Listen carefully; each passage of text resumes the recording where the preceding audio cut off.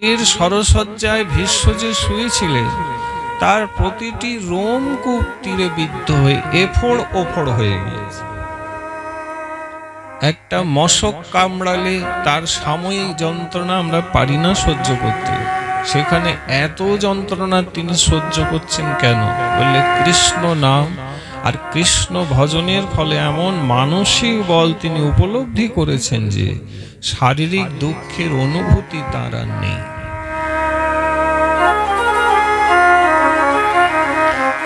ভীষ্মদেব বলছেন শারীরিক পীড়া ক্লেশ আদির অনুভূতি কার হয়? বলে দেহের হয় না, মনের হয়। আমি প্রথমেই আমার মনটি শ্রী গোবিন্দ চরণে অর্পণ করে দিয়েছি। আমার শরীরে মন নেই, কৃষ্ণকে দিয়ে দিয়েছি। গীতায় উনি যখনই বললেন মনমনা ভব, মনটা তুমি আমাকে দাও, আমি ভাই আগেই দিয়ে দিয়েছি, দিয়ে খালাস হয়ে গেছি। মন দিয়ে দিয়েছি, মন নাই, তাই কষ্ট কি দুঃখ কি তা আমি জানি না। মনই কষ্টের অনুভব পায়, শরীর পায় না। তাই যখন ডাক্তারবাবু অপারেশন করে অজ্ঞান করে দেয়, মানে বুঝলেন, শরীর থেকে মনটাকে সাময়িকভাবে আলাদা করে। তাই শরীর কাটা ছেঁড়া তিনি করছেন, অথচ আমার কোনো কষ্ট হয় না, আর মন আলাদা রয়েছে। এই হচ্ছে বিজ্ঞানের চিকিৎসা ব্যবস্থা, এই হচ্ছে আধ্যাত্মিক জগতের রহস্য। সাধন করে সেই স্তরে পৌঁছানো যায় যেখানে মনকে শরীর থেকে পৃথক করে নেওয়া যায়। যারা পারেন তারা বাস্তবিক সাধনা করছেন বলে তুমি জানবে। তাই মাগো, কর্মের তিনটি শৃঙ্খলা। আগে করেছি, যা ফল ভোগ করছি, এটা প্রারব্ধ ফলভোগ। আরো কিছু আছে যেটা আগেই করেছি, জমা রয়েছে, এখনো ফল দিচ্ছে না, যেটা পরে ভোগ করতে হবে, ওটা সঞ্চিত কর্ম। বুঝতে পারছি বাবু? জমা কর্ম, জমা পুঁজি আমার। আর এখন যেগুলা করছি ওটাও কিন্তু পরে ভোগ করার জন্য কিন্তু জমা হচ্ছে।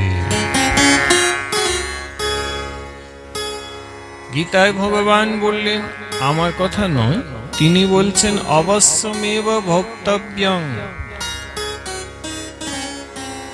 তুমি যে কর্ম করবে অবশ্যমেব ভোক্তব্যম নস্তত্র শুভ অশুভ বিচারণা। তোমার কর্ম শুভই হোক অশুভই হোক, দুটোই তোমাকে ভোগ করতেই হবে। প্রারব্ধ ক্ষয় না হলে কৃষ্ণ চরণে যাওয়া যায়। ভীষ্মদেব সেই প্রকার অভিশাপ দেখুন আজকে ভোগ করছে, করতেই হবে, করছে।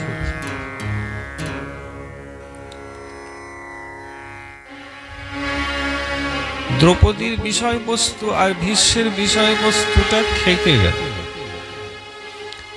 যেদিনে ভীষ্মদেব শ্রীকৃষ্ণ দর্শন করে ইচ্ছামৃত্যু বরণ করে গোলকে যাবেন, মা ভগবতী গঙ্গা দেবব্রতকে বলেই দিয়েছিলেন, দেখ তোর তো ইচ্ছা মৃত্যু আছে, তবে এই ইচ্ছা মৃত্যু বরকে তুই কাজে লাগাতে পারিস। মা, কি করে কাজে লাগাবো? বলে স্বয়ং ভগবান অবতীর্ণ যদি হবেন, তাকে সম্মুখে রেখে তার রূপের লাবণ্য মাধুর্য দর্শন করতে করতে, তার স্তুতি গাইতে গাইতে তুই দেহ রাখলে, উত্তরায়ণে যদি দেহ রাখিস পবিত্র সময়, তাহলে তোর গোলকে অবস্থান।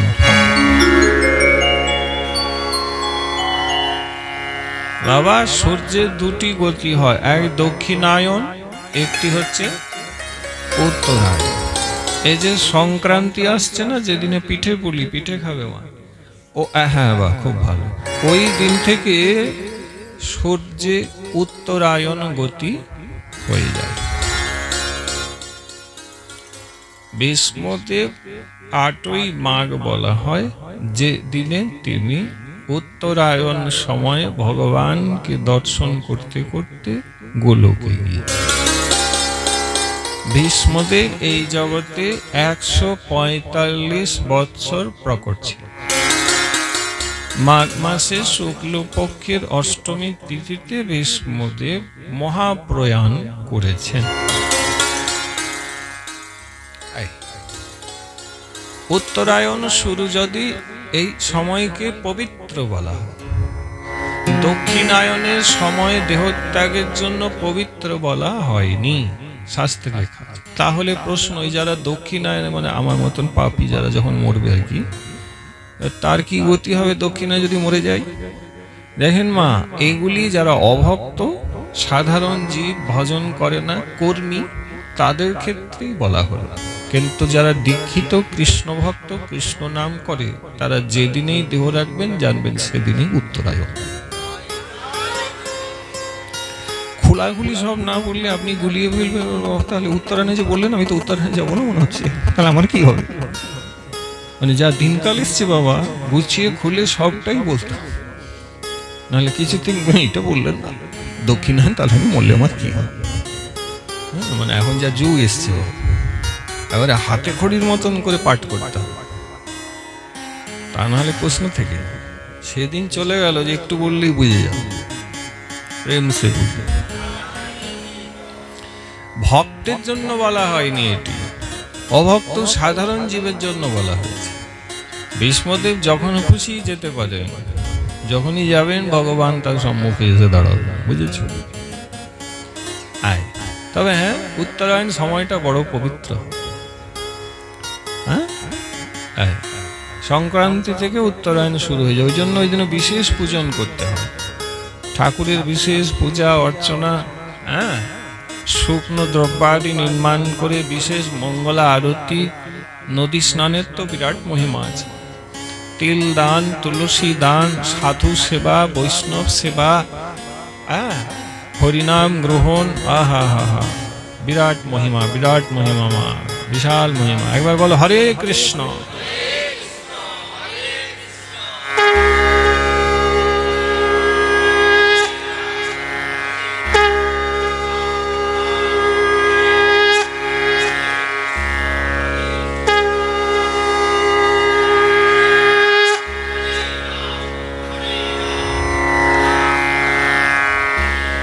এইবার বলো জয় নিতাই।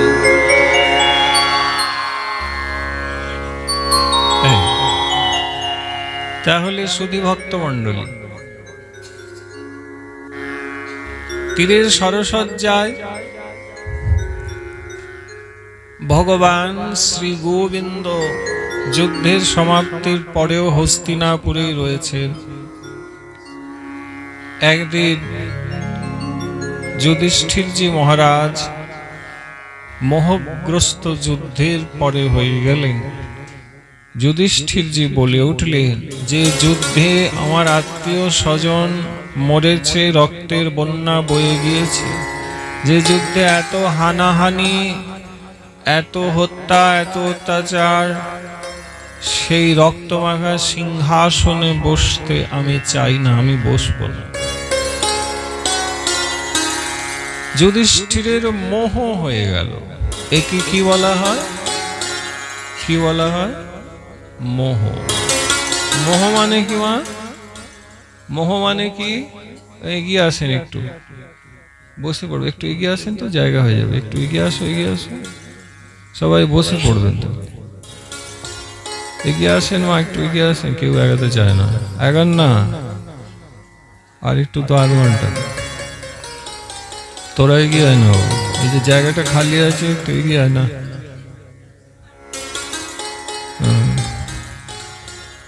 শীতকাল মা, বসলে হরিকথাও বসে, দাঁড়ালে হরিকথাও দাঁড়িয়ে যায়।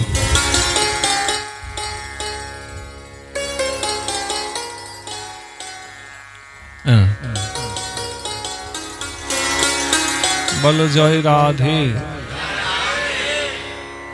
তাহলে একটু মন দিয়ে শোনেন।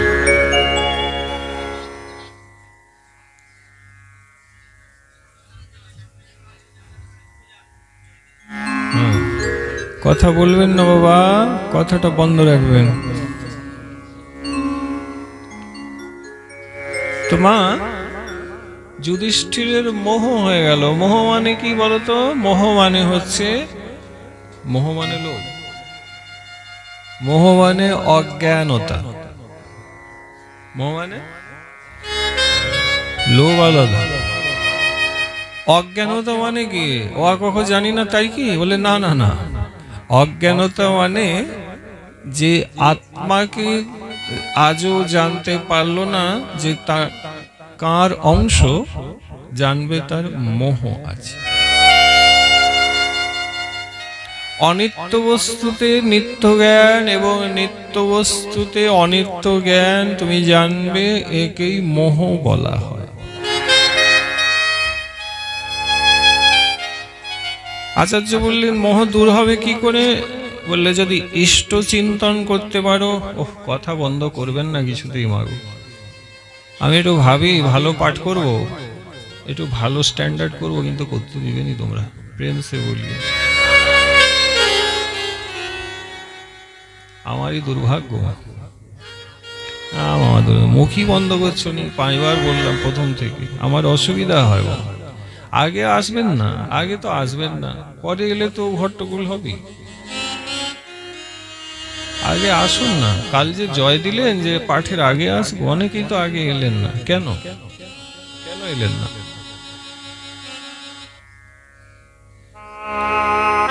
স্কুলে মাস্টারের আগে ছেলেরা চলে যায়, কিন্তু ভাগবতে গুরু গোবিন্দের আসার পরে সাধকরা আসে। এ তো উল্টো। উল্টো পথে হাঁটলে কতটুকু এগোবেন বলুন দেখি? অনিত্য বস্তুতে নিত্য জ্ঞান, আবার যেটা নিত্য বস্তু তাতে অনিত্য জ্ঞান, এরই নাম মোহ। পুরো জগতে যা দেখছো সবই অনিত্য, তবু এগুলো নিজের মনে হচ্ছে। আর হরিনাম, হরিকথা, সাধুগুরু, বৈষ্ণব, ভগবান, ভগবানের ধাম, এগুলো যে সাধারণ বোধ হচ্ছে, এরই নাম হচ্ছে মোহ, ভ্রম, ভুল, ভ্রান্ত ধারণা। এগুলি সব মোহের নাম। হ্যাঁ, যুধিষ্ঠিরের মোহ হয়ে গেল। তাই ভগবান বলছেন যুদ্ধক্ষেত্রে অর্জুনকে আমি গীতা শুনি অর্জুনের মোহ নাশ করেছি, তবে যুধিষ্ঠিরের যুদ্ধের পরে যা হয়েছে দেখছি, এটা কিন্তু আমি ওকে আবার গীতা শুনিয়ে নষ্ট করতে পারবো না, ওটাও থাক। কেন? আবার গীতা শোনাতে পারতেন যুধিষ্ঠিরকে, বললে শোনাবেন না। এই জন্য, কারণ যুধিষ্ঠিরের উচিত কি ছিল জানো? শাস্ত্র বলছে ওনার ওই যেটা আগে বললাম, ভেবে কাজটা করা উচিত ছিল, করে ভেবে আর কোনো লাভ নেই। তবে ভগবান দয়াময়, পাণ্ডবকে ভালোবাসেন। যুধিষ্ঠিরকে একদিন কাছে ডেকে নিলেন। যুধিষ্ঠির দেখছেন ভগবান ধ্যানস্থ হয়ে বসে আছে, নেত্র বন্ধ, কাউকে ধ্যান করছে। ভগবানের নেত্রদ্বয় কিছুটা ভিজে গিয়েছে অশ্রুতে। যুধিষ্ঠির অবাক, পরব্রহ্ম ভগবান নেত্র বন্ধ করে কাকে ধ্যান করে কাঁদছে। চরণে প্রণাম করে ধর্মরাজ যুধিষ্ঠির জিজ্ঞাসা করলেন, প্রভু তুমি তো ভগবান, তোমার চোখে জল, কাকে ধ্যান করছো আর কার জন্য চোখের জল ফেলছো প্রভু? ভগবান আস্তে করে নেত্র খুলে বলছেন, আহা, বলে যুধিষ্ঠির, আমি আমার পরম ভক্ত ভীষ্মকে ধ্যান করছি এবং তার জন্যই আমার চোখ দিয়ে জল পড়ছে। যারা বলেন যে তিনি কেবল রাধারানীর জন্যই কাঁদেন, না, যারা সত্যিকারের ভগবানের ভক্ত হতে পেরেছেন, ভজনা করেন, তাকে চিন্তন করেন, আরে তাদের জন্য ভগবানও একলা বসে চোখের জল ফেলে, আর সেই ভক্তকে ভগবান পরব্রহ্ম বসে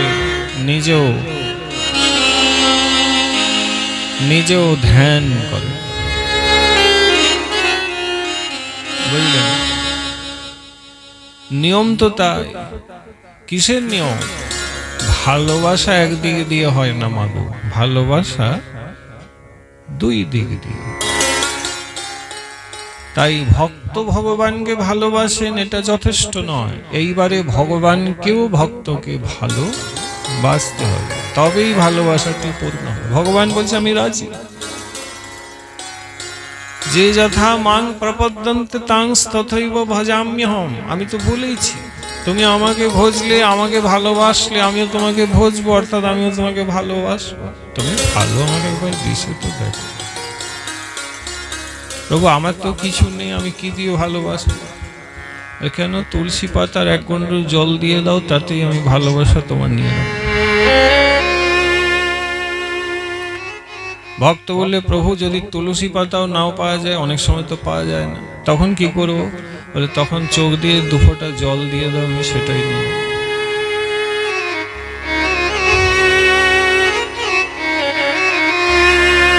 আর যারা চোখের জল আমার জন্য ফেলে, তুমি জানবে আলাদাভাবে বসে সেই ভক্তের জন্য আমিও চোখের জল। যুধিষ্ঠিরকে বললেন, যুধিষ্ঠির তোমার মোহ হয়েছে, তোমার মোহভঙ্গ অন্য কেউ নয়, স্বয়ং ভীষ্মদেব তীরের সরসজ্জার সাহিত্য আমারই অপেক্ষা করছে, চলো তোমার দাদুই তোমার মোহ নাশ করবে। তো অর্জুনের মোহভঙ্গ মাগো ভগবান গীতা শুনিয়ে করলেন, আর যুধিষ্ঠিরের মোহনাশ জানো কি কে করেছে? কে করলেন?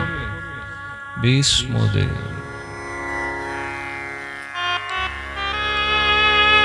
সেদিন উত্তরায়ণ, প্রভুর আসার অপেক্ষায় করছিলেন, সবাই এসেছে, বেদব্যাস, ধৃতরাষ্ট্র,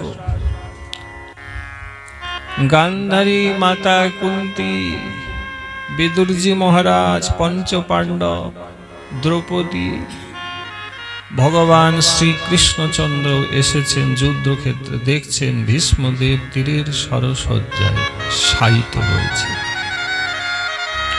ভগবানের আশায় অনুভব পেলেন, নেত্র খুলে দেখলেন সবাই দাঁড়িয়ে আজ ভীষ্মদেবকে প্রণাম করছে।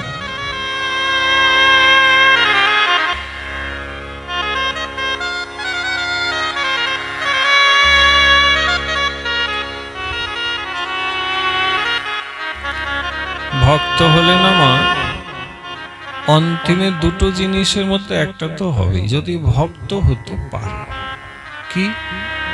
বলে প্রথম, হয়তো যাবার বেলায় দেখবে কোনো ভক্ত এসে দাঁড়িয়ে চরণামৃত আর ভগবানের তুলসী প্রসাদে তোমার মুখে দিয়ে হরিনাম শুনিয়ে গেল।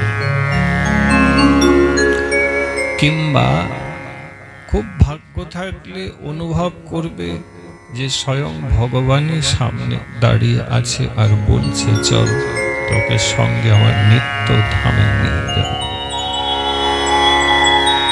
বিশ্বের জীবনে ভগবান এসে দাঁড়িয়েছে, আমাদেরও মৃত্যু সময় ভক্ত তো অবশ্যই এসে দাঁড়াবে, কিন্তু শর্ত কি জানো মা? ভক্ত এসে দাঁড়িয়ে তোমাকে কৃপা করবেন, কিন্তু শর্ত হচ্ছে এই যে তোমাকে আগে ভক্ত হতে হবে।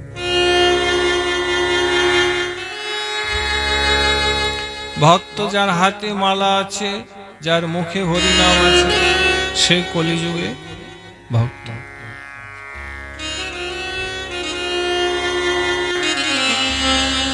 যার মন নবদ্বীপ বৃন্দাবন ঘুরে আসে, শরীরও বৎসরে যায়, সে ভক্ত।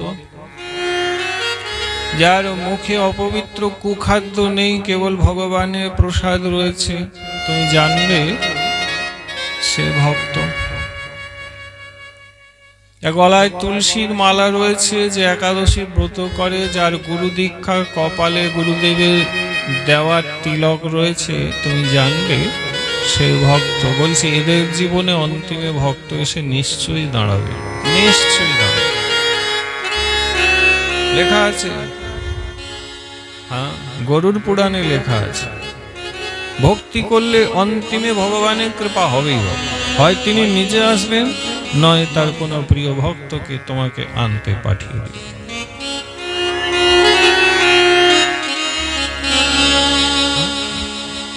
শ্রী তুকারামজি কে নিতে তিনি তার পার্ষদকে কলিযুগে পাঠিয়ে দিলেন যে ওকে নিয়ে এসো।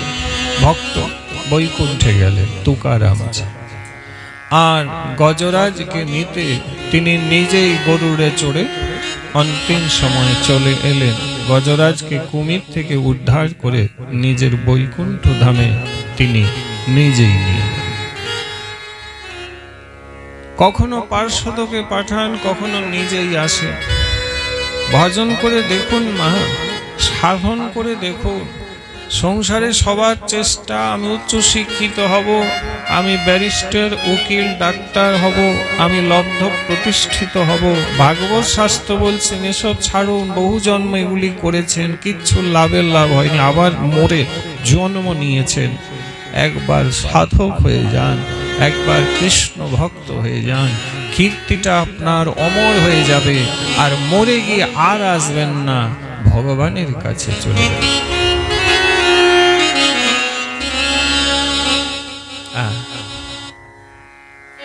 প্রমাণ দিলেন, ভীষ্মদেবের কাছে নিজেই এলেন। পাণ্ডবরা দাঁড়িয়ে আছে। ভগবান বললেন, ভীষ্মদেব প্রভু আদেশ করুন। বললে, দেখো যুধিষ্ঠিরের মোহ হয়ে গিয়েছে, শাস্ত্র কথা শুনিয়ে তুমি তার মোহ নাশ করে দাও।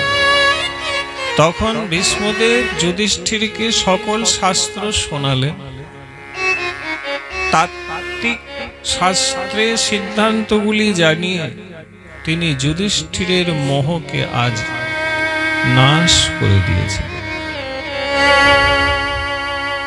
কেমন সাধু! আচার্য বলেন, অর্জুনের জন্য যুদ্ধক্ষেত্রে ভগবান যে কাজ গীতা বলে করলেন, সেই কাজই আজকে যুধিষ্ঠিরের জন্য ভগবানের ভক্ত ভীষ্মদেব করেছে। তার মানে যে কাজ ভগবান করতে পারেন, সেই কাজ ভীষ্মের মতন ভক্ত কিন্তু গোবিন্দের কৃপায় করে দেখাতে পারে। তার মানে তুমি কৃষ্ণ ভক্তকে অল্প করে মনে করতে যাবে না। তুলয়াম না লবেনাপি না স্বর্গং না পুনর্ভবং ভগবত সঙ্গে সঙ্গানাম মর্তানাম কিমুতা শিশ। সাধু সঙ্গ সাক্ষাৎ কৃষ্ণ সঙ্গ পাওয়া হয়েছে বলে তুমি জানবে। বৈষ্ণব সঙ্গেতে মন পরানন্দ অনুক্ষণ সদা হয় কৃষ্ণ পর সঙ্গ। সাধু সঙ্গ পাওয়া হলে কৃষ্ণের পরসঙ্গ পাওয়া হয়, অর্থাৎ ভগবানের সঙ্গটাই পাওয়া হয়। জানো, যখন কেউ সাধু মুখে হরিকথা শুনতে বসে, রহস্য কি, গোপন কথা বলছে, সেই অনুরাগী শ্রোতা ভক্ত বৈষ্ণব কে ভগবান নিজে কোলে নিয়ে বসে। এই গোবিন্দের কোলে বসে আছো বলেই তোমাকে এক্ষণে মায়া ছুঁতে পারবে না। তোমার মায়ের জগতের সাথে এখনে আর কোনো সম্বন্ধ নাই, তোমার সময় জ্ঞান এখনো নাই। তুমি এক অদ্ভুত আশ্চর্য আনন্দের জগতে ভেসে চলেছ। কেন? কারণ আনন্দ কন্দ ভগবান তোমাকে কোলে নিয়ে বসে আছে।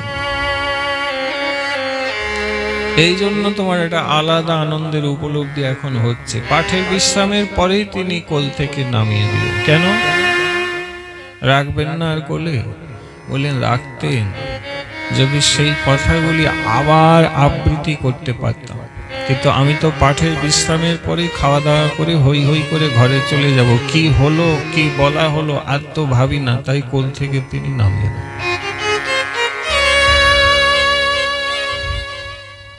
তাই না?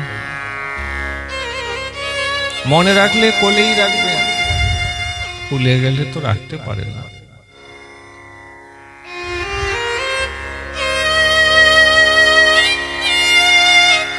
যুধিষ্ঠিরের মোহনাশ হলো। ভীষ্মদেবকে প্রণাম করলেন, দাদু অগন্তি কোটি তোমাকে প্রণাম জানাই। তুমি আমার মোহনাশ করেছ। পরে ভীষ্মদেব অর্জুনের দিকে তাকালে, বলে অর্জুন আমার কিছু সেবা করবে না বৎস? বলে দাদু। কাঁদতে কাঁদতে অর্জুন এগিয়ে বললেন, কি সেবা করব বলো? বললে তোমার দাদাকে এই শাস্ত্রের কথা শুনিয়ে আমার খুব জল পিপাসা পেয়েছে, কাজে তুমি আমাকে জল পান করাতে পারবে? অর্জুন বললেন, নিশ্চয়ই দাদু, পারব। বললে আমি কিন্তু সাধারণ জল পাই না, আমি কেবল গঙ্গা জলটুকু পান করি, জানো তো? বললে হ্যাঁ জানি। ভক্ত যে জল পান করে সেটা গঙ্গা জলই হয়, প্রেমসে বলি। এই এক রহস্য। জল খেতে দিলে জলে মন্ত্রাদি বলবেন, তাহলে জল গঙ্গাই হয়, আর সম্ভব হলে গঙ্গার জলই পান করবে। বস্তুত আমরা সবাই জানি, আমরা নদীর জলই কিন্তু ফিল্টার হয়ে যেটা বোতলে বা আমাদের কলসি হাঁড়িতে আসছে ট্যাপ কলে, সেটা কিন্তু আদতে নদীরই এক। এটুকু তো বিজ্ঞানও বলছে, সবাই জানে। তাহলে নদীর যদি জল হয় তাহলে ভক্ত বললে গঙ্গা জল পান করবে।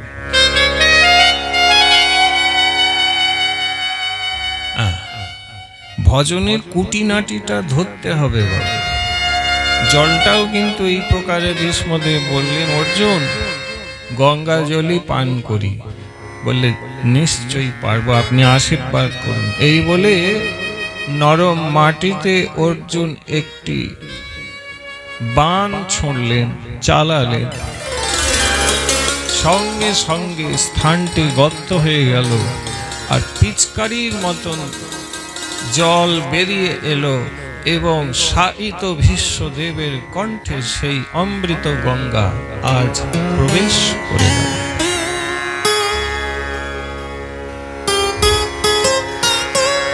প্রশ্ন হচ্ছে, মা আগেগুলো শুনোনি, দেখো ভালো লাগে। ভীষ্মদেবের হঠাৎ জল তেষ্টা পেল কেন? আর এ কোন জল পান করালো?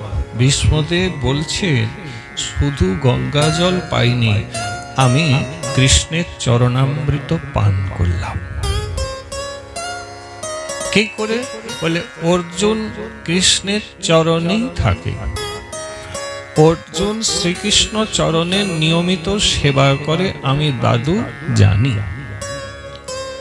আর এই যে গঙ্গা জল, সবাই জানেন মা, গঙ্গা আসলে বিষ্ণু পাদ নিঃসৃতা, শ্রী ভগবানের চরণ থেকে প্রকট অথবা উৎপন্ন হয়েছে বলে গঙ্গার একটি নাম হচ্ছে বিষ্ণু পাদ নিঃসৃতা। কাজে গঙ্গা জল মানে গোবিন্দের চরণামৃত। তাই যাবার বেলায় যে চরণামৃত কৃষ্ণের নিতে হয়, সেটা জগৎবাসীকে আজকে ভীষ্মদেব জানিয়ে দিয়ে যাবে।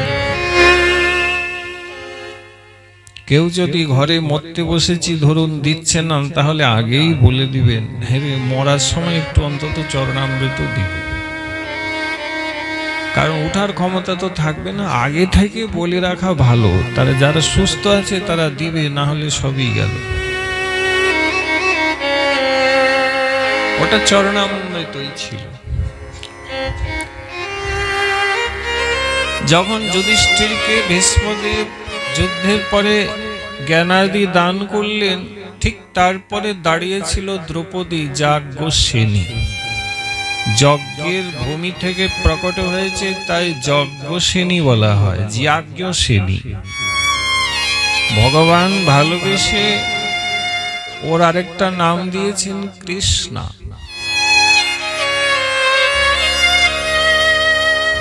পঞ্চ পাণ্ডবের ধর্মপত্নী বলে দ্রৌপদী বলা, অথবা দ্রুপদ নরেশ বা রাজার কন্যা, এই জন্য তাকে দ্রৌপদী বলা।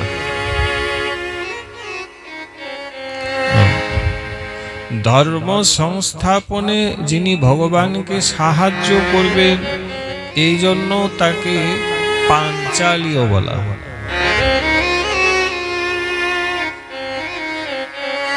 দ্রৌপদী যখন জ্ঞান দিচ্ছিলেন ভীষ্মদেব যুধিষ্ঠিরকে মা, তখন দ্রৌপদী হঠাৎ করে হাসতে শুরু করলেন।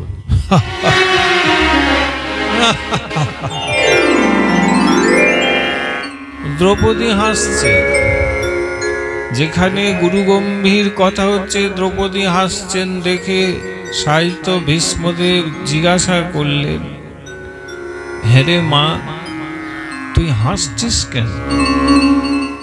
দ্রৌপদী বললেন, দাদু হাসার কারণ হলো এই যে এত জ্ঞানের কথা যে আজ তুমি যুধিষ্ঠিরকে বলছো, যেদিনে আমাকে দুঃশাসন ভরা সভার মধ্যে আমার বস্ত্র টানছিল, সেদিনে তোমার এই জ্ঞান কোথায় ছিল?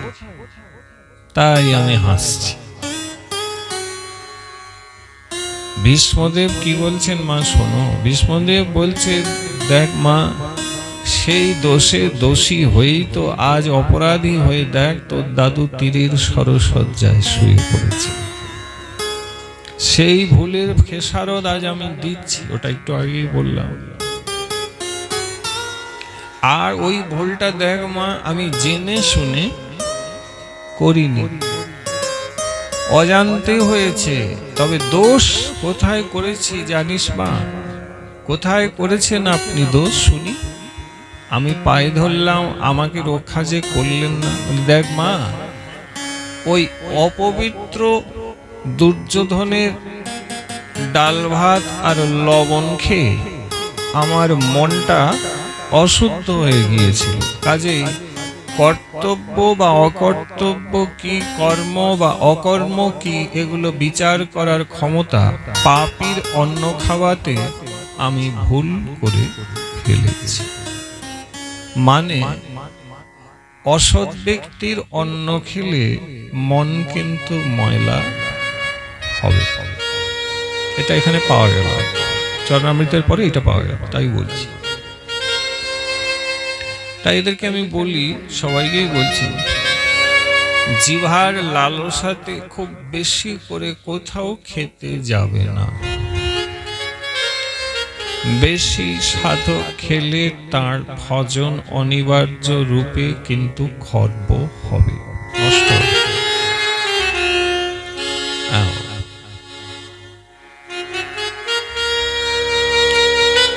ভীষ্মদেব বললেন, পাপী দুর্যোধনের অন্ন খেয়ে আমার এই অবস্থা হয়েছে। তা ভুল তো করেছি, হ্যাঁ রে মা, আমার যাবার সময় হলো, তুই আমাকে ক্ষমা করে দে। দ্রৌপদী ক্ষমা করেছিলেন। এখানে লক্ষ্য করুন, অপরাধ থেকে মুক্ত না হলে কৃষ্ণ চরণে কিন্তু যাওয়া যাবে না। এই যে প্রারব্ধ বলেছি মা, ওটা কর্ম, আর যে অপরাধ এটা কিন্তু আলাদা, দুটো এক নয়, আকাশ পাতাল তফাৎ। কারণ কর্ম করলে কর্মফল একদিন পেতেই হবে, আর ভোগ করলে সেটা আপনা আপনি কোনো এক জন্মে ক্ষয় হয়ে যাবে। কিন্তু অপরাধের ব্যাপারটা আলাদা। অপরাধ যার কাছে করবে সে ক্ষমিলে যাবে, নচেত এটা কোনো জন্মেই কিন্তু যাবে না, এটা তোমার সঙ্গেই থেকে যাবে। এই জন্য এদেরকে আলাদা বলে দেওয়া হয়। তাই দ্রৌপদীর কাছে অপরাধ ক্ষমা চাইলেন, তিনি ক্ষমা করলেন, অপরাধ মুক্ত হলেন। যখনই ক্ষমা চাইলেন তার প্রমাণ দেখেন, ভগবান সাহিত্য ভীষ্মের মাথার দিকে দাঁড়িয়েছিলেন, সামনে এসে দাঁড়াচ্ছেন না কেন? ভগবান বলছেন, বিশ্বের অপরাধ আছে, অপরাধীকে আমি দর্শন দিতে পারি না, আগে দ্রৌপদী ক্ষমা করুক, তারপরে আমি তাকে দর্শন দেব। যেই দ্রৌপদী ক্ষমা করলেন, অমনি ভগবান বিশ্বের চরণ প্রান্তে গিয়ে দাঁড়িয়ে আজকে বিশ্বকে দর্শন দান করে কৃতকৃতার্থ করে।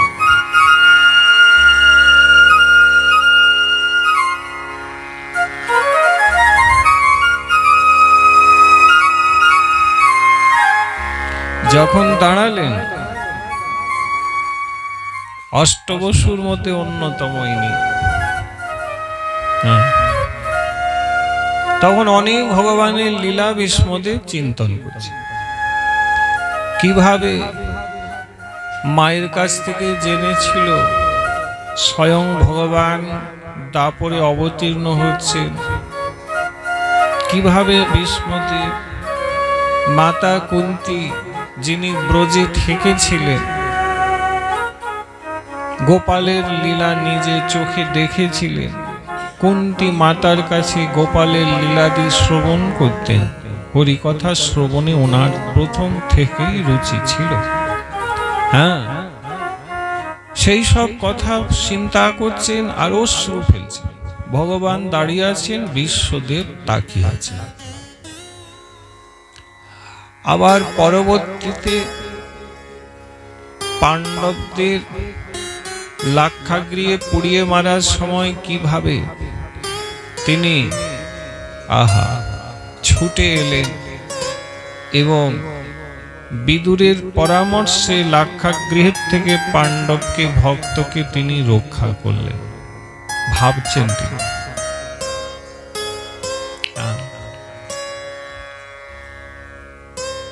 শকুনি মামার চক্রান্ত এবং জুয়া খেলা, সর্পহারা পাণ্ডবদেরকে নিয়ে কিভাবে ভগবান বন থেকে বনান্তর ওই বনবাস এবং অজ্ঞাত বাসের সময় ছায়া সঙ্গীর মতন সঙ্গে ছিলেন। কিভাবে তাদের জন্য নগরী ইন্দ্রদ্যুম্ন নির্মাণ করলেন, সন্ধি প্রস্তাবের জন্য নিজেই পঞ্চগ্রামের প্রস্তাব নিয়ে ধৃতরাষ্ট্রের কাছে এসেছিলেন, তা তিনি দেন নাই।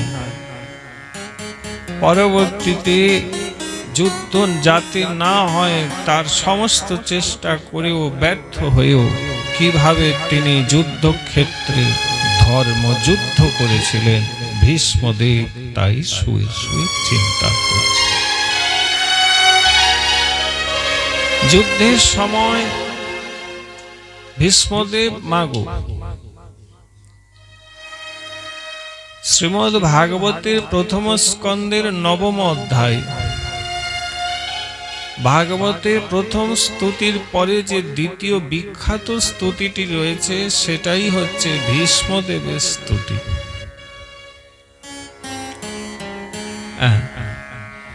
11টি শ্লোকে বিশেষভাবে তিনি স্তুতি করেছেন। 10টি শ্লোকের কীর্তন তো ভাগবতে সকল বৈষ্ণবরা করেই থাকে। একে প্রসিদ্ধ বিশ্বের স্তুতি বলা।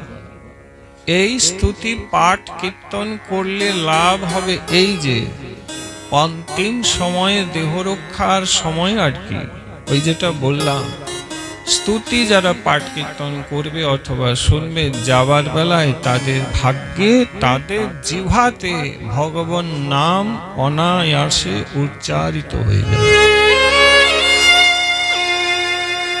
ভাগবতে খুলে দেখে নিবেন, ভাগবতে লেখা রয়েছে। অবশ্যই স্তুতির মহিমা বলছেন কে না সুত গোস্বামী। কারণ বিশ্বের তীরের সরসজ্জায় সাহিত্য সময়ে তখন কিন্তু পরীক্ষিতজির জন্মও হয়নি, আর ভাগবত শ্রবণের কথার তো প্রশ্নই নাই। তাই এগুলি সুত গোস্বামী নৈমিষারণ্যে সৌনকারীদেরকে বলছেন, হ্যাঁ পরবর্তী থেকে সুখদেব গোস্বামী পরীক্ষিতজিকেও শোনাবেন। এই যুদ্ধক্ষেত্রে ভগবান ধর্মযুদ্ধ করলেন, তাই তো यदा यदा हि धर्मस्य ग्लानिर्भवति भारत तद्युत्थानं परित्राणाय सात् यदा यदा हि धर्मस्य ग्लानिर्भवति भारत।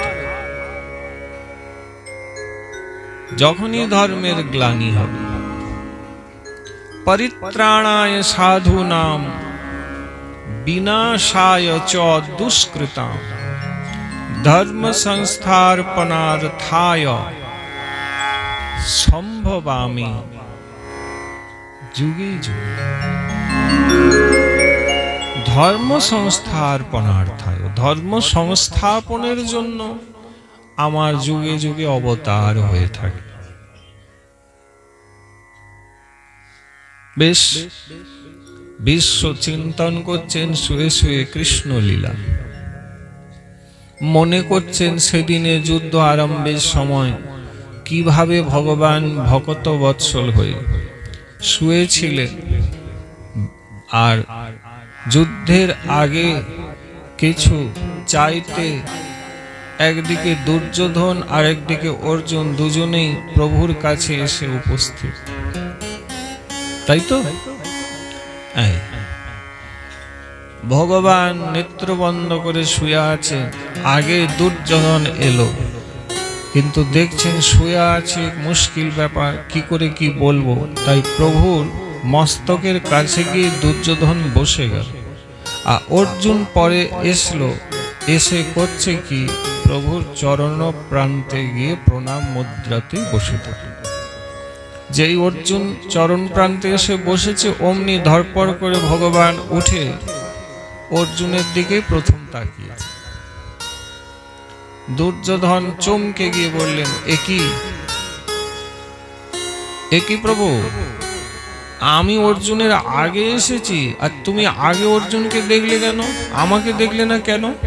বলে, দেখো দুর্যোধন, আমি আসলে আমার পায়ে যে পড়ে যায় আমি তার দিকেই আগে দেখি,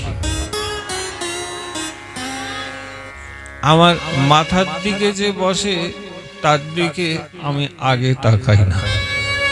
তাই জন্য শিক্ষা হচ্ছে প্রভুর চরণে আশ্রয় নিতে হবে। আশ্রয় মাথায় নাই, আশ্রয় কোথায়?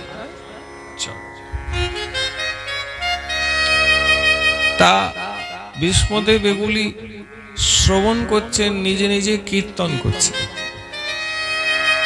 সেদিনে লক্ষাধিক অক্ষয় নিজের সৈন্য দুর্যোধনকে দিলে আর নিজে সংকল্প করলেন, দুর্যোধন আমি তো যুদ্ধক্ষেত্রে অস্ত্র ধারণ করব না, তাই আমাকে নিবে না আমার পরাক্রমী সৈন্য নেবে?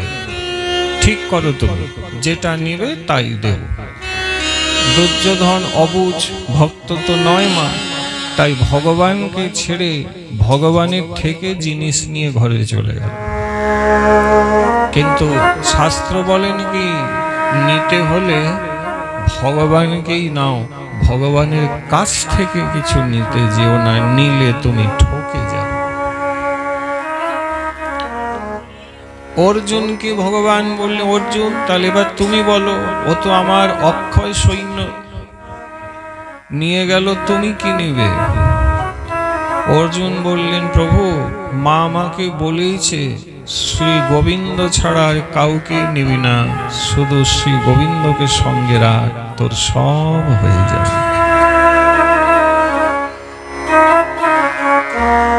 প্রভু সেই তোমার ভক্ত বাৎসল্যের কথা আমার মনে পড়ে। প্রভু তারপরে তো তুমি যুদ্ধক্ষেত্রে যুদ্ধ করতে সারথিত্ব করলে অর্জুনে, আমি জানতাম তুমি অস্ত্র ধরবে না। প্রভু দুর্যোধন আমাকে এসে যুদ্ধের মাঝে একদিন অনেক কুকথা বলল, আমি নাকি ঠিক মতন যুদ্ধ করছি না, আমি আসলে পাণ্ডবদের হয়েই যুদ্ধ করছি, যদিও রয়েছে তাদের পক্ষে, অনেক অনেক কথা শোনালো। সহ্য করতে না পেরে সেদিনে প্রভু যদি আমি দুর্যোধনকে বললাম, এ দুর্যোধন এত কথা শোনাতে যেও না, আগামীকাল এই যে 5টি বাণ দেখছো, এই 5টি বাণই আমি পঞ্চ পাণ্ডবকে বধ করে দেব।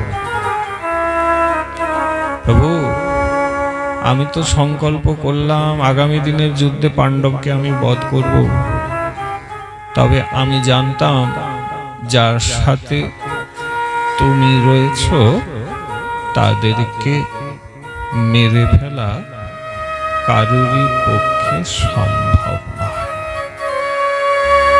কারণ তুমি যে বললে প্রভু, ক্ষিপ্রং ভবতি ধর্মাত্মা শস্পচ্ছান্তি নিগচ্ছন্তি কৌন্তেয় প্রতি জানিহি নমে ভক্তা প্রণশ্যতি। তাই প্রভু, আমি কথাটা আসলে ওই দুর্যোধনকে এমনি বলেছিলাম, তবে তার ভিতরে প্রভু আমার মনে আরেকটা কথা ছিল। কি ছিল বিশ্ব? প্রভু, আমি জানি তুমি ভগত বৎস, ভক্তের জন্য তুমি সব করতে পারো, কিনা করে প্রভু ভক্তের কারণে। জ্বলন্ত আগুন কৃষ্ণ ভক্ত লাগি খায়, ভক্তেরও কিঙ্কর হয় প্রভু আপন ইচ্ছা। ভক্ত লাগি বালি বধে সুগ্রীবের স্থানে, ভক্ত লাগি আহা ভক্ত বৎসল প্রভু কিনা করে আপনে। ভক্তের জন্য প্রভু সব করতে পারো, তাই পাণ্ডবদেরকে বধ করব বলে আমি সংকল্প যখনই করে পরের দিন ভীষণ যুদ্ধ করলাম, তীক্ষ্ণ বাণ ছুঁড়ছিলাম, তোমার অর্জুন নিরস্ত্র হয়ে আর যখন আমার সাথে যুদ্ধে পেরে উঠছে না, তখন গান্ডীব রেখে অশ্রু ফেলে রথ থেকে নেমে তুমি সারথিত্ব করছিলে, তোমাকে ও প্রণাম করে বলল, প্রভু আজ দাদুর সাথে যুদ্ধে পেরে উঠব না, আজ আমার মৃত্যু অবশ্যম্ভাবী, তাই মরার আগে প্রভু একটিবার তোমাকে প্রণাম করে নিতে চাই। ভক্তে অর্জুনের এই অসহায় অবস্থা দেখে তাকে রক্ষার জন্য প্রভু তখন তুমি সারথিত্ব ভুলে গিয়ে ভাঙা রথের চাকা সুদর্শনের মতন করে উগ্র নৃসিংহ মূর্তি ধারণ করে নিজের হাতে ধারণ করে আহা তুমি আমার দিকে আমাকে বধ করতে যখন ছুটে এলে প্রভু, সেই দৃশ্যের কথা আমাকে আজও আমার মন বার বার বার বার ভাবা। সেই অপরূপ তোমার মহাবীর্য ভক্তবৎসল স্বভাব, সেই মূরতি প্রভু আজও আমার হৃদয় মন্দিরে গাঁথা হয়ে রয়ে গিয়েছে। তুমি রথের চাকা যেই তুললে আমিও রথ থেকে নেমে অমনি তোমার পায়ে ধরে সেদিন বলেছিলাম, প্রভু তোমার ভক্ত বাৎসল্যতার বলি হারিয়ে যায়। তুমি সংকল্প করেছিলে যুদ্ধক্ষেত্রে অস্ত্র ধরবে না, আমি সংকল্প করলাম পাণ্ডবকে মেরেই ফেলবো। আসলে আমার উদ্দেশ্য ছিল তোমাকে দিয়ে অস্ত্র আমি ধরাবো। ভগবানের সংকল্প আজ ভক্তের কাছে পরাভব পেয়েছে, পরাজিত হয়েছে। ভক্ত ভগবানকে অস্ত্র ধারণ করাবে, ভক্তের বাক্যকে তুমি রক্ষা করলে, আর আমার এই হৃদয়ের ভাবনাকে পোষণ করে প্রভু আজ তুমি আমার সম্মুখে অস্ত্র ধারণ করে দাঁড়িয়ে আছো। প্রভু তার আগে পর্যন্ত আমি ভাবতাম তুমি কি কেবল পাণ্ডবদের, আমি আজ বিপক্ষে বলে কি তুমি আমার নও? সেই সন্দেহ সেদিন তুমি দূর করলে, যেদিন আমার বাক্য রক্ষা করে তুমি অস্ত্র ধারণ করলে। আহা অশ্রু ফেলছে প্রভু, আমার সেদিনের কথা খুব মনে পড়ে, যেদিন দুর্যোধন চক্রান্ত করে মামা শকুনির সাথে ফরমাইশে তোমাকে খাইয়ে তোমার কাছ থেকে অনেক কিছু আদায় করবে বলে 56 ভোগ 36 ব্যঞ্জন বানিয়ে তোমাকে নিমন্ত্রণ করায় তুমি এলে, কিন্তু এসে বললে, দুর্যোধন পেটে আমার এতটুকু খিদে নাই, থাকলে খেতে বসতাম, কি করব বলো, খেতে পারবো না, এই বলে তুমি চলে গেলে। আসলে প্রভু এক জায়গাতেই তুমি আহার করো, সেটা কিরকম বললে, যদি স্বভাবটা ঠিক হয় আর যদি অভাব হয় তাহলে সেখানে তুমি আহার করো। দুর্যোধনের অভাব নেই, কারণ সে রাজপুত্র, আর তার ভক্ত হওয়া হয়ে ওঠেনি, কাজেই তার স্বভাবটিও ভালো নয়। দুটোই নেই বলে তোমার উদরে কিন্তু খাবারের প্রতি খিদাটাই উৎপন্ন হয়।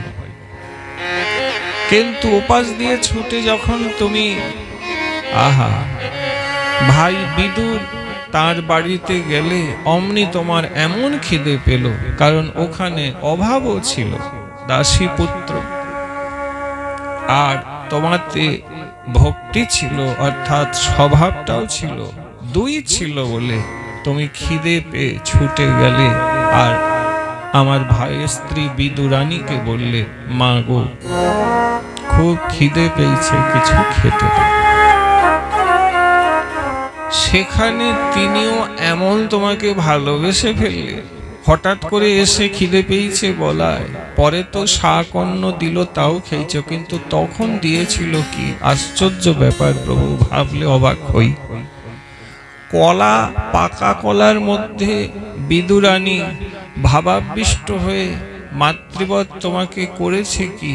আহা, কলার যে গিরি, মানে যেটা খাওয়া যায়, সেইটা ফেলে দিয়ে কলার খোসাই তোমার মুখে দিয়ে যাচ্ছে। পাকা কলার খোসা ফেলে যে গিরিটা খেতে হয়, গিরি ফেলছে বিদুরানী, আর খোসা তোমাকে। সে তো বিদুর মহারাজ যখন হঠাৎ ঢুকলো, দেখে চমকে গিয়ে বলছে, হ্যাঁ রে পাগলি, হ্যাঁ রে পাগলি, করছিসটা কি? আরে কি খেতে দিচ্ছিস দেখ। তখন তিনি ভাবাবিষ্ট অবস্থার থেকে মনের পরিবর্তন হয়ে দেখছে, হায় হায় হায়, খোসা খাইয়ে গেলাম এতক্ষণ। তিনি তো খুব মনে কষ্ট পেলে। তারপরে তো প্রভু তুমি বিদুরকে কাছে ধরে আলাদা করে ডেকে বললেছিলে, বিদুর, আমি ভালোই খাচ্ছিলাম, তুমি আমার খাওয়াটা এসে বন্ধ করে দিলে। বিদুরজি বলেছিল, প্রভু, আরে গিরি না খেয়ে খোসা খাচ্ছ, শরীর খারাপ করবে, তাই বলেছি। তখন তুমি বলেছিলে, বিদুর, তুমি ভজনের রহস্যটা এখনো ভালো করে বুঝতেই পারো না। মানে যে খোসা বিদুরানী খাওয়াচ্ছিল, ওটাতে আমি গিরির স্বাদ পেয়েছি, আর যেটা গিরি বলে ফেলে দিয়েছে, ভালো করে দেখো, গিরি ফেলে নাই, আসলে খোসাটাই ফেলেছে। মানে খোসা কোথায় ফেলেছে প্রভু? খোসা তো খাইয়েছে তোমাকে। তো ভগবান বলছেন, দেখো, ভক্তের যদি খোসাতেই গিরির অনুভূতি হয়, তাহলে ভক্তের সেই ভাবকে আমি খোসাতেই গিরি রূপেই গ্রহণ করে থাকি। তখন বিদুর প্রভু তোমার পায়ে ধরে বলেছিল, ধন্য প্রভু, ধন্য। পরে তো শাকন্ন তুমি ওইখানে খেয়ে। খবর বিদুর আমাকে কথাগুলো যখন বলেছিল না প্রভু, তখন না আমরা উভয় জড়িয়ে ধরে তোমার নাম সংকীর্তন করেছিলাম। এগুলো আমরা জানি না। 145 বছর এমন মহাভাগবতের জীবন, সে তো আর 2-2.5 ঘন্টায় বলে ফুরানো যায় না।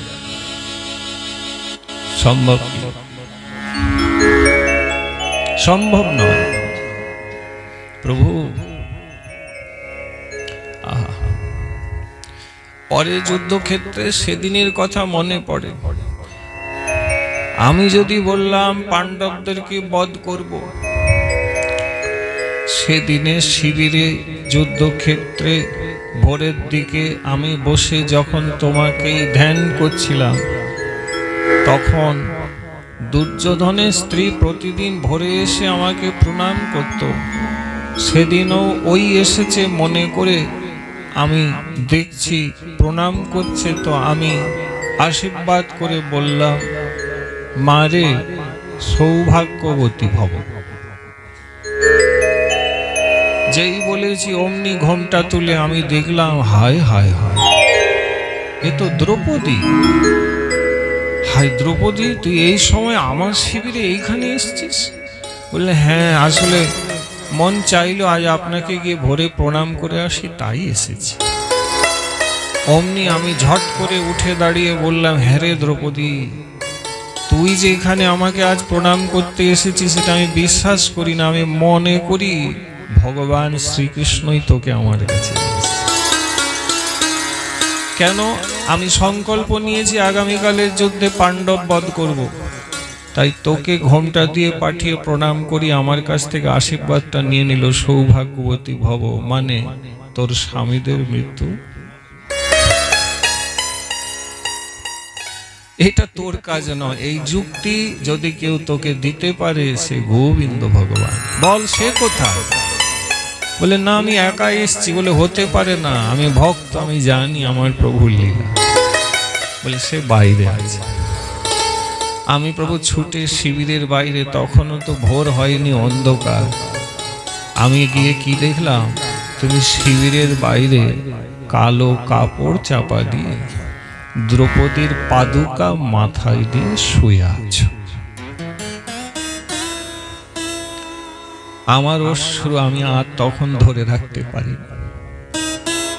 আমি চিৎকার করে তোমার নাম ধরে কেঁদেছিলাম, অমনি তুমি উঠে পড়লে, আমাকে জড়িয়ে ধরলে। তারপরে প্রভু মনে আছে আমি বলেছিলাম, যার চরণ পাদুকা তুমি মাথায় নিয়ে রয়েছ তার গায়ের একটা লোমকেও নষ্ট করার ক্ষমতা ভীষ্মের কমপক্ষে নাই, নাই, নাই। তখন তুমি আমাকে আরো জড়িয়ে ধরে খুব আদর করেছিলে। প্রভু গো, সেদিনে তুমি আমাকে খুব ভালোবাসা দিয়েছি। হ্যাঁ,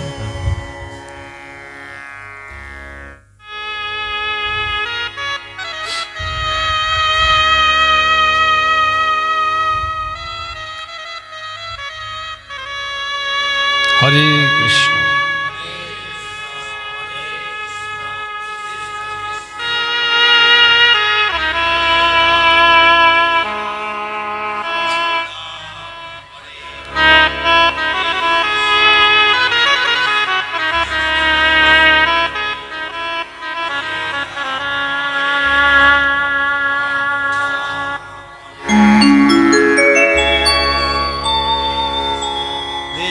কৃষ্ণ হরে হরে, হরে রাম রাম রাম হরে জয় হোক। হরে। অনেক লীলাদি স্মরণ করলেন ভগবান। অন্তিমে মুচকি হেসে বলছেন, বিশ্ব তাহলে এবারে বল, বিশ্ব তাহলে এবারে বলো কি করতে চাও? তোমার ব্যাধি কি আমি সারিয়ে দেব চাও? তোমাকে বলো তো আমি সুস্থ করে দিই, তুমি সুস্থ হয়ে যাবে। বিশ্ব তুমি আমার বড় প্রিয়, তুমি আমার ভক্ত, তোমাকে আমি ভালোবাসি।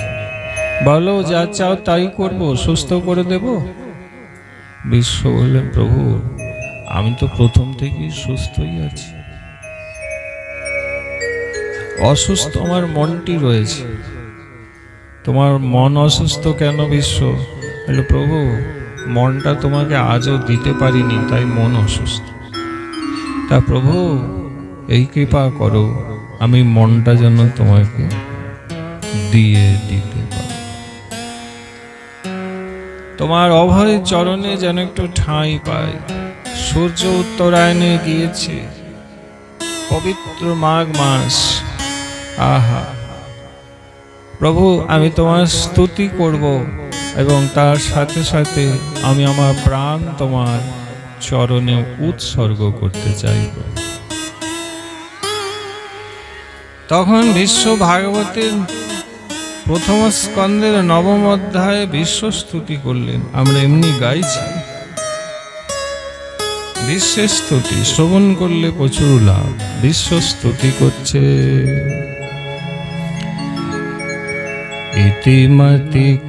ইতিমতিরূপকল্পিতা পিতৃষ্ণা ভগবতি সাত্বত পুঙ্গবে বিভূনি।